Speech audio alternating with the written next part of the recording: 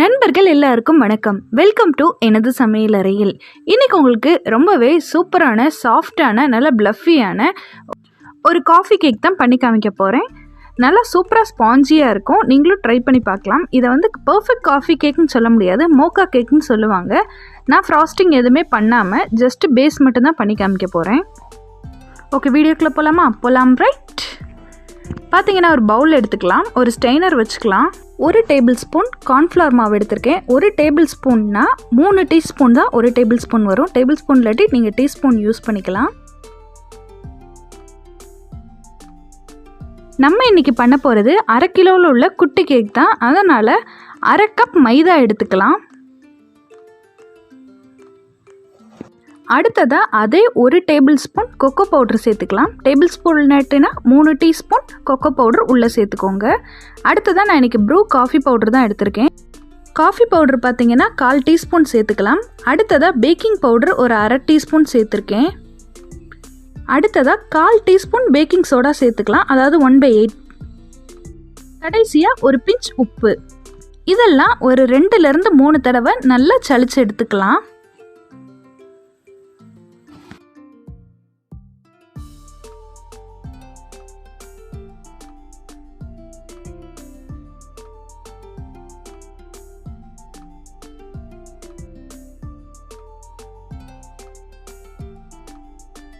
இப்போ சுகர் எடுத்து பவுடர் பண்ணிடலாம். 1/2 கப்போட கப்பில் 3/4 நான் வந்து சுகர் எடுத்திருக்கேன். உங்களுக்கு ரொம்ப இனிப்பாக வேணும்னா 1/2 கப்பில் ஃபுல்லாக எடுத்துக்கலாம். 3/4 தான் நான் எடுத்திருக்கேன். இதை அப்படியே பவுடர் பண்ணி எடுத்துடலாம். பாருங்கள், பவுடர் பண்ணி எடுத்தாச்சு. இப்போ ஒரு மிக்ஸி ஜார் எடுத்துக்கலாம். அதில் 2 முட்டை உள்ளே சேர்த்துக்கலாம். சேர்த்துட்டு நல்லா ஒரு 1 நிமிஷம் நல்லா மிக்சியில் பல்ஸ் கொடுத்து அடிச்சுக்கோங்க. நல்லா நுர வர்ற மாதிரி அடிச்சுக்கணும். பாருங்கள், நல்லா நுர வர்ற மாதிரி அடித்தாச்சு. அடுத்ததாக ஒரு 1/2 ஸ்பூன் வெண்ணிலா எசன்ஸ் உள்ளே சேர்த்துடலாம். வெண்ணிலா எசன்ஸும் சேர்த்துட்டு நல்லா அடிக்கணும். அப்போ தான் முட்டையோட கவுச்சி ஸ்மெல் இல்லாமல் போயிடும். நல்லா அடித்தாச்சு பாருங்கள். அடுத்ததாக சுகர் உள்ளே சேர்த்துடலாம். பவுடர் பண்ண சுகரை டைரெக்டாக சேர்த்தா சுகர் மெல்ட் ஆகாது. அதனால தான் ஃபஸ்ட்டே நான் பவுடர் பண்ணிவிட்டு இப்போ உள்ளே சேர்க்குறேன். இப்போ சுகர் நல்லா பவுடர் பண்ணியாச்சு. அடுத்ததாக 1/4 கப் சன்ஃப்ளவர் ஆயில் உள்ளே சேர்த்துக்கலாம். சன்ஃப்ளவர் ஆயிலும் உள்ளே சேர்த்துட்டு நல்லா அடித்து விட்டுறலாம். ஒன்று உள்ளே சேர்க்கும் போது மிக்சியில் அடித்து கொடுக்கணும். இப்போ பாருங்க, அடிக்கவும் நல்லா ஓரளவுக்கு கலர் சேஞ்ச் ஆகிருக்குது. இந்த பேட்டரை அப்படியே ஒரு பவுலுக்கு மாற்றிடலாம். இந்த பேட்டரில் நம்ம ஆல்ரெடி 3 தடவை சலிச்சு வச்சுருக்கிற பவுடர்ஸை உள்ளே சேர்த்துடலாம்.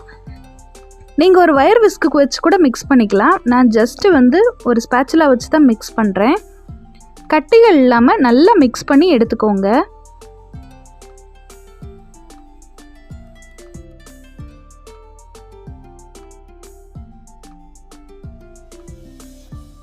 கடைசியாக பேக் பண்ணி எடுக்கிறதுக்கு முன்னாடி 4 சொட்டு லெமன் சேர்த்துக்கலாம். லெமனுக்கு பதிலாக நீங்கள் வினிகர் கூட உள்ளே சேர்த்துக்கலாம். சேர்த்துட்டு இதை ஒரு மிக்ஸ் பண்ணிவிட்டு உடனே பேக் பண்ணிடலாம். இப்போ ஒரு பேக் டின்னில் பட்டர் பேப்பர் உள்ளே சேர்த்துருக்கேன். உங்ககிட்ட பேக் டின் இல்லாட்டினா நார்மலான ஸ்டீல் பாத்திரத்தில் கூட ஜஸ்ட் ஆயில் அப்ளை பண்ணிவிட்டு கேக் பேட்டரை உள்ளே சேர்த்துடலாம்.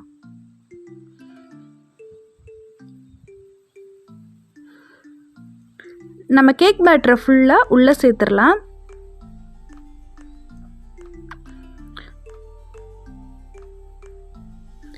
இந்த பவுலில் இருக்கிற பேட்டர் கொஞ்சம் கூட ஒட்டி வராமல் இருக்க ஸ்பேச்சுலா யூஸ் பண்ணிங்கன்னா பர்ஃபெக்டாக இருக்கும். அடுத்ததாக இப்படி தட்டி விட்டுக்கலாம். இப்படி தட்டுறனால பபிள்ஸ் பூரா வெளியேறிடும். கேக்குக்கு அடியில் ஸ்டோராக இருக்கிற பபிள்ஸ் எதுவுமே இருக்காது. அப்போ தான் கேக் பர்ஃபெக்டாக வரும். இப்போ ஒரு குக்கரில் ஒரு 1 இன்ச்சுக்கு உப்பு போட்டு வச்சுருக்கேன். அடுத்ததாக ஒரு ஸ்டாண்ட் கீழே வச்சுட்டு நம்ம கேக் பேட்டரை அப்படியே இறக்கிடலாம். அடுத்ததாக குக்கரை க்ளோஸ் பண்ணிடலாம். க்ளோஸ் பண்ணிவிட்டு குக்கரோட வெயிட்டை ரிமூவ் பண்ணிடலாம். வெயிட் தேவையில்லை. ஸ்டவ் ஒரு மீடியம் ஃப்ளேமில் ஒரு 30 நிமிஷம் வச்சிடலாம். 30 நிமிஷம் கழித்து ஓப்பன் பண்ணி பார்த்துடலாம். நல்லா ப்ளஃபியாக வந்திருக்கு. ஒரு டூத் பிக்கோ ஒரு குச்சியை வச்சு குத்தி பார்த்துடலாம்.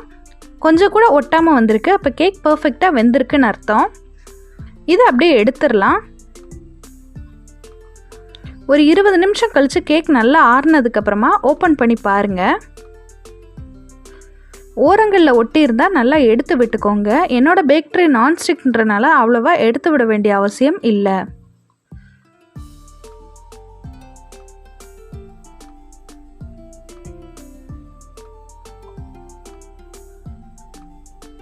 பாருங்கள் எடுத்தாச்சு.